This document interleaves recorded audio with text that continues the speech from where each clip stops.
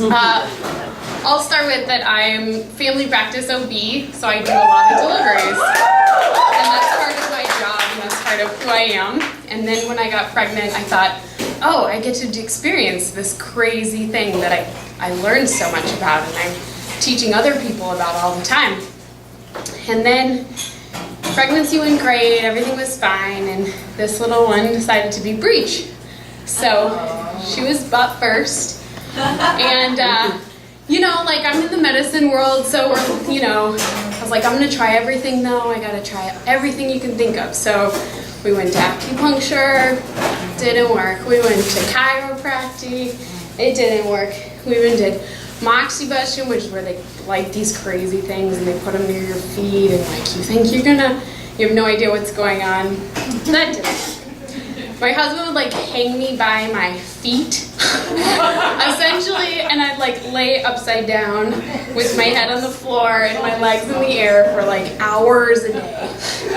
Because apparently if you do that like 3 times a day, which no person who works can do that 3 times a day, the baby will turn, right? So we try everything, nothing works. So then I was like, oh man, I have to go to like medical, to do medical stuff, which means I have to get a version, which if anyone who's had one is like, I do them, so I'm like, oh, this looks terribly painful. So I don't want to do this by any means, but this is what I tell my patients I should do. So if I tell them that, I should be able to do it myself. So I go for the version, and being in a teaching hospital and being a learner myself at the time, I was like, yeah, anybody can come in, it's cool. Medical students, all the residents, anybody who wants to come learn. They can push around, I don't care. And then they give you this medication called terbutaline. And it's funny, all these things that you remember and you're taught like, this medication makes you feel like crap. And you just tell your patients that, but you don't really get it. Now I get it. It gives you a fucking panic attack, okay? You have a panic attack, and I'm not like usually the most anxious person, but that medication really makes you crazy. So I have all these patients and the people in the room, everyone's looking, they want to practice, and I'm like having a panic attack. And then you push really, really hard on your belly to try to get the baby to flip outside. That didn't work either. So I was like, all these things, I guess it's just meant for me to have surgery, which was exactly what I didn't want, because I wanted to be able to experience labor so that I could coach it better. But that's not what this little one wanted. So I gave up to the world and scheduled my surgery. The day I came in for my surgery, I thought, this is going to be totally fine. I do this. I know exactly what's going to go. I'm going to the OR where I do C-sections. So like, I'm so comfortable with this, right? This is going to be a piece of cake. Well, nope. Anxiety kicks in, and I'm like, oh shit, I know exactly what's going to happen, which is a little bit more terrifying because you literally know all the steps of the surgery that is happening to you.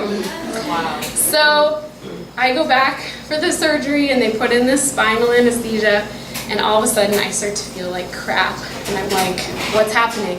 And in my head I'm going through, what are the complications? Like, oh my God, my baby must be tanking. Like, I'm gonna have to have an emergency C-section. Like, is the heart rate okay? Like, all these things that are going through my head. And they're like, no, you're just starting to feel the anesthetic. And I was like, this is what happens to the people that I do this to? Shit, this is terrible. I was like, I didn't know it went to your brain. It makes you feel crazy. So then I have the C-section, and she comes out, and of course, like, I didn't know if I was having a boy or a girl, and they're like, oh, you're having a girl, and I'm like, she looks like an alien, I don't know if it's a boy or a girl, I don't really care, and then I'm like, I guess I'll love this crazy looking thing, but I feel like crap, and I'm strapped to a board, and this is insane, and, you know, and then all the things that I coach my patients, like, they're gonna put the baby in your chest, it's gonna be wonderful, and you're gonna have that first moment, it's gonna be so beautiful.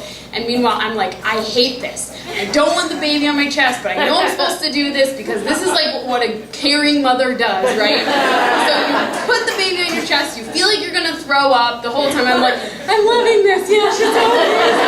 And this is what I'm told it's supposed to be like. And this is what I coach my patients, but it feels like shit. And I'm like, she looks weird, and she's not breathing right, and I feel like crap, and I love take her away because, things are happening down there and they're doing all kinds of things over there. So finally I get out of surgery and the meds start to wear off, and it finally kicks in that like I'm not like a doctor now. I'm a patient, and I have a baby now, and that she's the most important thing, and that was what mattered. So yeah, it's a little different.